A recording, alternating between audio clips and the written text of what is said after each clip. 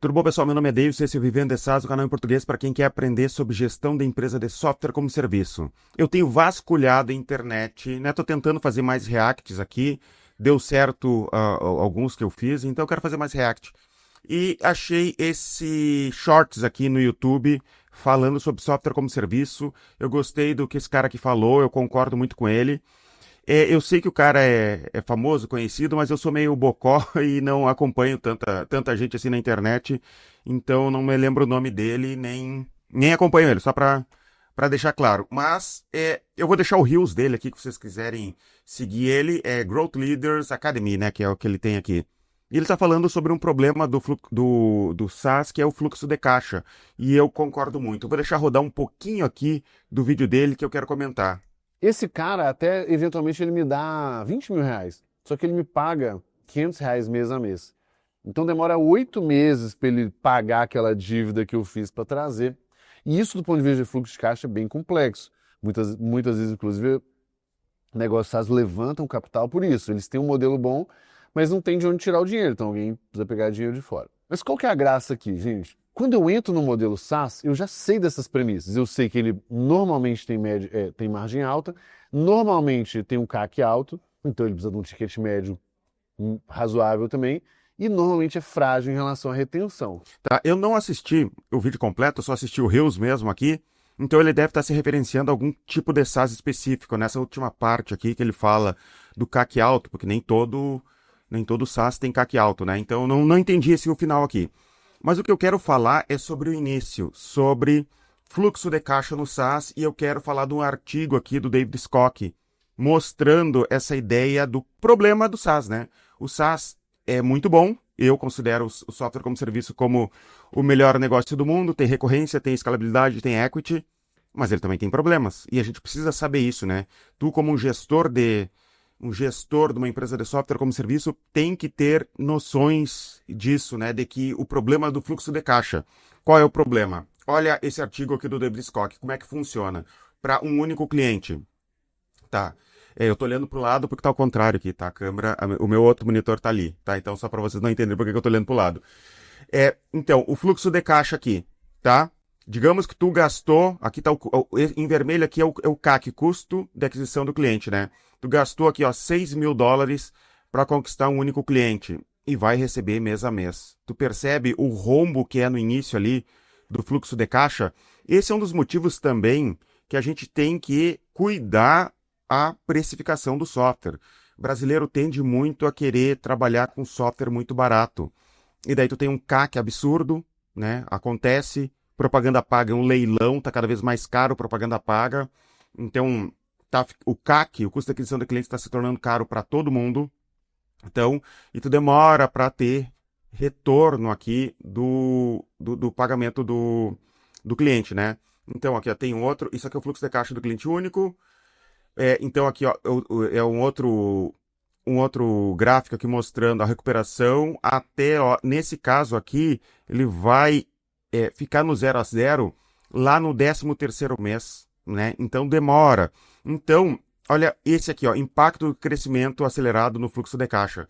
Quanto mais tu cresce, né? Digamos aqui, a taxa de crescimento é de 2 novos clientes por mês, taxa de crescimento, em vermelho, taxa de 5 novos clientes por mês, e taxa de crescimento de 10 novos clientes por mês. Olha o rombo, 10 novos clientes por mês, a gente acha, eu preciso conquistar muitos clientes.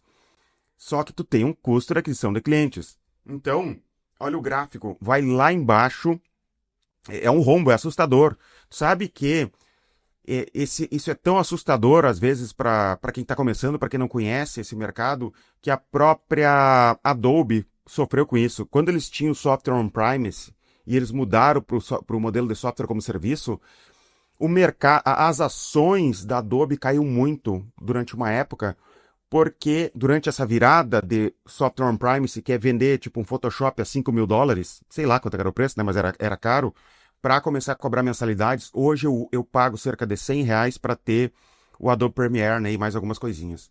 Então, nessa virada, foi mostrado as informações financeiras da Adobe para o mercado se assustou, não entendeu por que estava caindo, foi tão assustador para o mercado que caiu demais as ações da Adobe durante aquele período.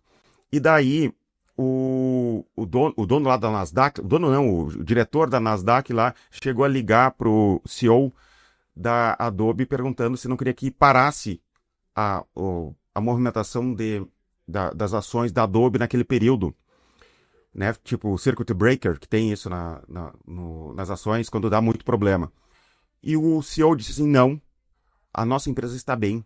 É só o mercado que não entendeu ainda o que está acontecendo. E daí deixou rodar, deixou que caísse, depois contratou gente para explicar para o mercado essa mudança de modelo de negócio de on-premise para software como serviço, para ensinar isso aqui, o problema do fluxo de caixa que tem realmente o software como serviço, como quanto mais clientes, aqui o maior o rombo no curto prazo, mas olha a recuperação depois, olha como recupera, olha esse gráfico, como ele se recupera depois, né? Então, essa é a vantagem, né? Essa recuperação aqui é a vantagem do SaaS, mas também esse vale aqui embaixo é o grande problema do software como serviço, que as pessoas têm que entender, né? Então, às vezes, tu está trabalhando com bootstrapping, tu não tem capital para acelerar o crescimento, às vezes até é bom, né, não acelerar demais, porque vai que tu fica com um rombo desses aí, não consegue pagar as contas, tem um problemão gigante de fluxo de caixa.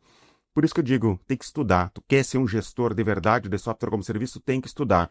Eu tenho uma aula dentro da plataforma Vivendo de SaaS que eu debulho esse artigo aqui do David Scott falando sobre as métricas de software como serviço, como entender as métricas de software como serviço, até para te convencer os teus sócios a vamos investir mais, vamos crescer, que situação tá, qual o problema de fluxo de caixa. Se tu for um investidor, vai colocar dinheiro na tua empresa, como é que tu vai explicar para ele? Ou tu acha que é só vender e tá tudo bom? Né? Não é tão simples assim. Quanto mais tu vende, mais tu pode ir pro buraco se tu não entender o que tu tá fazendo, né? Software como serviço é um modelo de negócios diferente da maioria dos negócios e é importante que a gente estude. É o melhor negócio do mundo para mim, realmente. Dá para crescer, não é nada demais, não é ciência de foguetes, né? O americano fala muito isso, né? Ciência de foguetes, né? Quando eles querem dizer que algo é muito difícil. Mas a gente tem que entender alguns pontos específicos, tá? Olha aqui na descrição do vídeo, eu vou deixar então o link para esse shorts aqui do Growth Leaders Academy. Não conheço eles, tá? E vou deixar também aqui na descrição o link para a plataforma Vivendo de SaaS, se tu quiser assinar para entender como escalar uma empresa de software como serviço. É isso por hoje, espero que tenham gostado desse conteúdo aqui. Deixa eu te falar também, sabia que a gente tem um grupo no Facebook que a gente debate sobre SaaS? São mais de 8.000 pessoas nesse grupo do Facebook.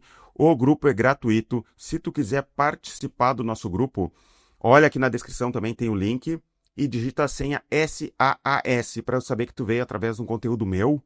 Porque entra muito desavisado lá querendo fazer spam e o nosso grupo não tem spam. E se tem, eu corto muito rapidamente para ficar um grupo bom. Tá um grupo bom. Tem 8.000 pessoas e tu vai ver lá que é um grupo bom com debates interessantes lá, tá? Feito e até os próximos vídeos. Abraço.